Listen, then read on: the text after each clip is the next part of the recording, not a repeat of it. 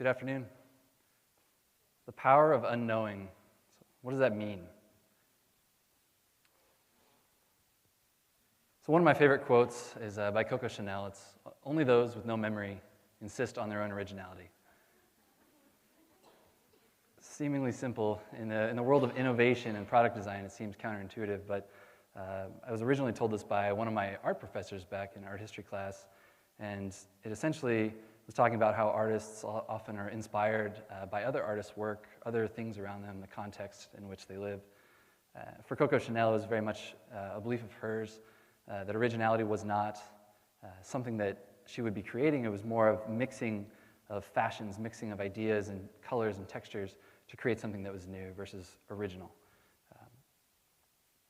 For me, originality is very much, that statement was very much about how I take it very literally, in that I have to kind of intentionally forget about things to try to create something new. And here's an example of something very new, artificial intelligence. Bob, Eve, and Alice. How many of you guys have ever heard of, show of hands, Bob, Eve, and Alice? I see 1, 2. Okay, there's not a lot of you. I hadn't heard about it until recently, but Bob, Eve, and Alice are an artificial neural network created by Google's Deep Brain team. And this is a really, really interesting thing. And one of our speakers earlier today talked about AI a little bit. It's in that they originally, and it actually kind of proves the point of my talk a little bit, they started out kind of programming all the code for this artificial intelligence. Like, you gotta put everything you can possibly think of and try to problem solve with this code for these 3 artificial networks to be able to send information back and forth between each other, and one would send an encrypted message, and the other one would get the encrypted message and try to decrypt it, but they wouldn't have the code to decrypt it, so it was just teaching itself, right? But in the beginning, all the code was based on kind of a rudimentary way of building intelligence, where you kind of like an adult brain, right? Versus, and it didn't work for them. Like, it wasn't working. They couldn't solve this problem, so they switched the code to be much more like the brain of a toddler. And the brain of a toddler is not intentionally, but naively kind of approaching the world, because they have a blank slate, right? They have the ability to go and play and experience and learn through play and trial and error, to be able to learn the world around them, to learn what works and what doesn't. And they don't have all those preconceived ideas that we have in our brains on why something can or cannot work, right? So for me, I became a diabetic, actually. So we had another speaker just talk about insulin. I'm an insulin-dependent diabetic, type 1, and that happened when I was 6 years old. It was at that time that I started rocking this awesome fanny pack, right? And that was really to carry all the things I needed to keep me alive. So I had a Game Boy-sized blood machine inside of it, which you can see here on the slide, and that was something that allowed me to test my blood, understand my glucose levels. I also had insulin and a syringe and all these other things like juice boxes and raisins to keep me going. And as I aged, all this technology got better and better and better. And so things got smaller. Instead of a syringe, now I had an insulin pen, so it was all combined. It was really cool. I could show my friends. And then the technology got smaller and smaller, and eventually now I'm on something called an insulin pump, which is amazing, right? So Dean Kamen, which you can see a photo of one of the original insulin pumps on the far left. Dean Kamen, who invented the Segway, also invented insulin pumps. He changed my life. And it was at that point in time, like very early in my life, I started to realize that people are out there that I didn't even know. They were solving problems for me, and people like me. And it was that, among many other things, that inspired me to want to do very much the same thing and solve problems for people. So what do I do today? So I'm titled, I'm co-founder of a company called Mobility Design. We design mobility solutions. And I create things like many products and inventions for various large and small scale companies. Upper right hand corner you can see what was it's a cord reel, so it winds up power cords. I'm sure many of you have had a knotted power cord in your life, and this was a way to easily keep your stuff organized. And it was inspired by a salad shooter, so like the same thing that you would use to dry off your salad. So this idea is you put it on the ground, you step on it, right, and you wind up a power cord, and it works. It's great. So different things like that, along with, on the left-hand side, you can see some of the ideation around a set of crutches that we designed that use your elbows instead of your armpits to support your weight.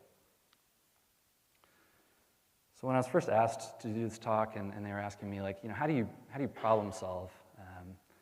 And I really hadn't really ever thought about it before. How do I solve issues? Where do they come from? The solutions to these issues, and it kind of goes down to something I call intentional naivety. And it sounds like, why would you ever intentionally go into a situation that's naive? Well, going back to like Google, right? You have to sometimes approach problems, like specific things you're trying to solve that are challenging, with a kind of a more blank slate, right? You have all the solutions in your brain on ways maybe that somebody had already solved that problem or thought of that problem for solutions, but you don't necessarily know how to get rid of those and get them out of your head. And for me, I intentionally don't go out when I'm trying to solve something and research the solutions that are existing. Like I push that off. I go out and do other things, which I'll share a few of those with you in a little bit. So University of British Columbia, this is a really cool project they're working on, and it's a great example of intentional naivety.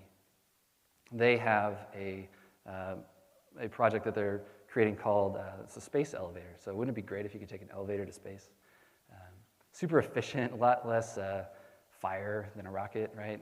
Safer, pretty cool stuff. And they use solar panels and lasers and various other things to power these devices. And they're not the only people that are working on this. And the people that are working on this are doing it with an intentional naivety, because they know the technology does not exist right now to create the solution. The ribbon that allows this cable, it's thousands of miles long, this ribbon that holds this centrifugal force item away from our globe, right? So it's pulling on the Earth, and it climbs that ribbon. Well, that ribbon technology does not exist yet. Right now we use carbon nanotube films, essentially, that they latch onto this belt, so to speak, but it's still not strong enough, it's still not lightweight enough for us to be able to do it, but yet they're doing it anyway, right? They're going at it because someday material scientists will be out there and they'll create a solution that does solve this problem, and they'll be ready for it, or they'll do it themselves.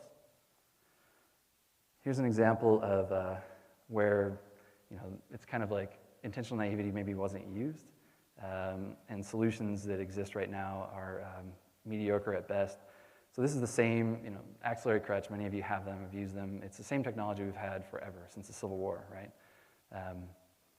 Solution on the far right is today's solution. It's same design, same ergonomics, same style, but it's better materials, it's cheaper to make. We've been very efficient in our manufacturing processes. So how do you do this thing called unknowing? How do you forget what you know? It's really, sounds simple, but it's not, right? It's not as actually easy as you think. One of the things, here's a few techniques I've got to show you guys, is it's really important when you're in brainstorms. I'm sure many of you in classes or your work life, I've been in brainstorms with people, or you're problem solving with others, to suspend disbelief. And I can't tell you how many times I've had to go into a brainstorm beforehand and say this out loud, and then reaffirm what I meant by saying it out loud later on in the talk.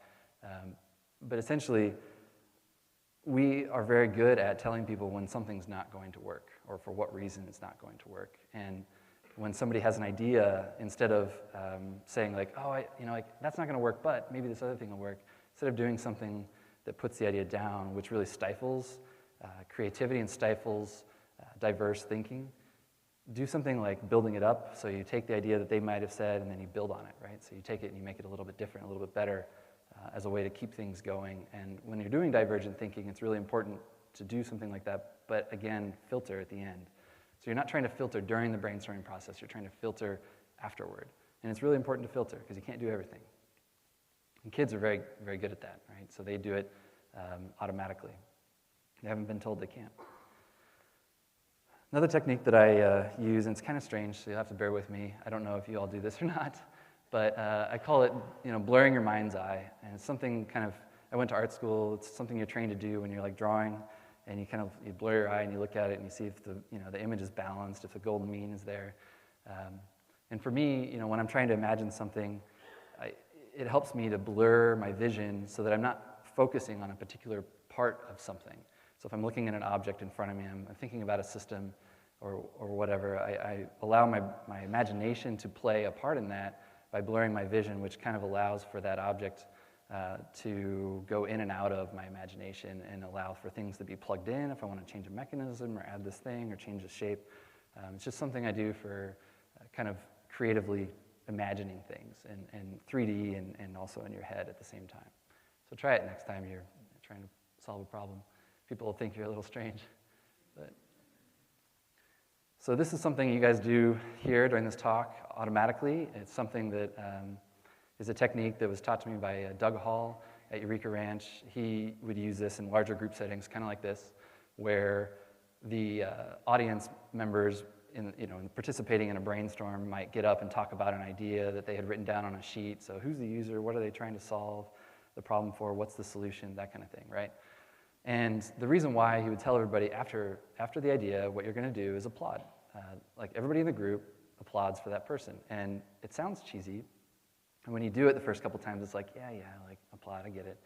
But what happens is it allows for those little bit crazy ideas that you know probably aren't going to work to get expressed, where they're not afraid to talk about them. And some people have an easier time saying things that are crazy than others, but it really helps those ideas get out there, which someone else can build on and then make into something that might work, right? So it's like, yeah, I see that, and maybe how do we make that work? And it really does help.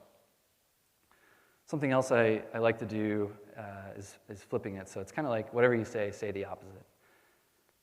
Many of you may have experienced cassette tapes. Some of you students may have not. They were wonderful. I had a few, I think. But to get from song like number 2 to like song number 12, you had to fast forward.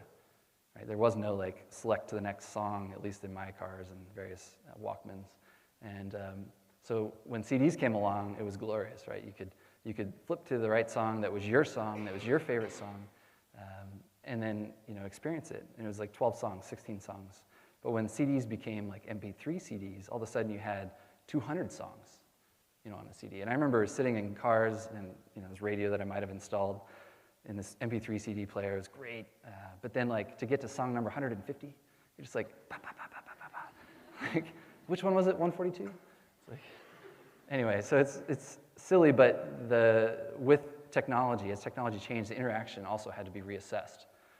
So there's companies out there that did this really well, and instead of having a linear button-pushing process from song number 1 to 150, going through all of them, some companies took to it in a circular way, right? So you may recognize this device, but it's a different kind of an interaction that allows you to easily navigate through thousands of songs, like all of your library of songs in your hand, right? It revolutionized the music industry and our mobile devices through the different type of interaction. One of the other techniques that we use is called contextual inquiries. And a professor of mine named John Kolko originally brought this to my attention and kind of instilled it in our interaction design groups. And it was pioneered by Hugh Byers and Karen Holtzblatt, really for the digital app, and not apps, but it was computer interface industry back when that was becoming a big deal. The idea was to basically go out into context and study the people you're trying to design things for in the context that they're using the objects and systems, so that you can really understand what it is that's affecting all the variables that might be involved in a given system. And for me, it's one of the most critical things because that's where the nuggets come from. You start to realize that crutches, they don't work really well on ice. If you watch somebody walk at the zoo on crutches, it's pretty rare because it's a pretty long distance and it's painful, right? It just doesn't happen. But if you do watch somebody, you start to understand the pain that they're going through, and you can conduct ethnographies and whatnot to empathize with them to solve these problems, to find nuggets to focus on, create solutions for. So this one's probably the most important of all the different things that we talk about today, but don't be afraid to fail.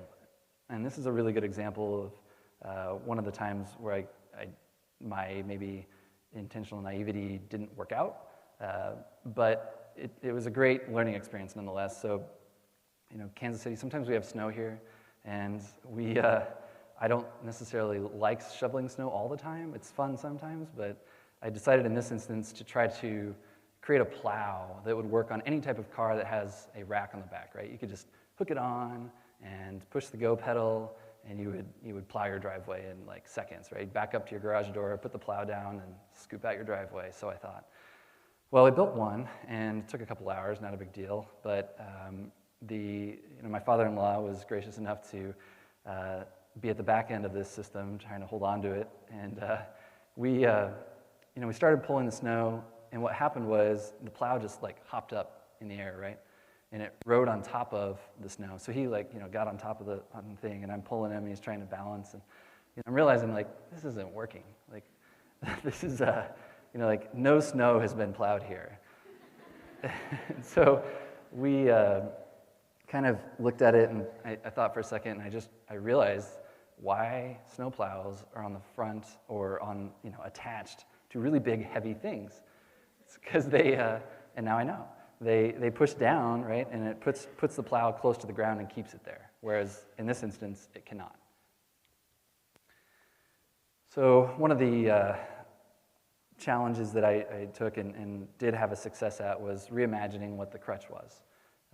And a lot of people have done things for crutches, as we talked about earlier, puppies for your armpits, right? So armpits are painful in crutches, right? So why not put puppies there?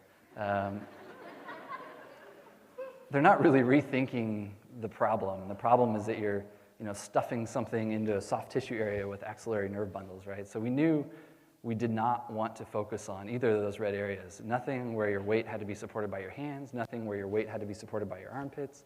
Just like, why even have that as an option? So we didn't. So we created hundreds and hundreds and hundreds of ideas, and eventually came to an idea where it uses your elbows and your forearms to support your weight, like in the picture you can see on the far right.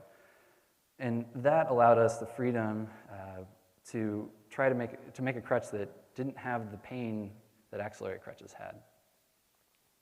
So this is called the MD crutch. This is our company, and we created this. As I said, it supports your weight, elbows and forearms. It has a cradle that unlocks to allow you, just like Context, you got to know what people are going to be doing, and they use phones all the time. It's crazy.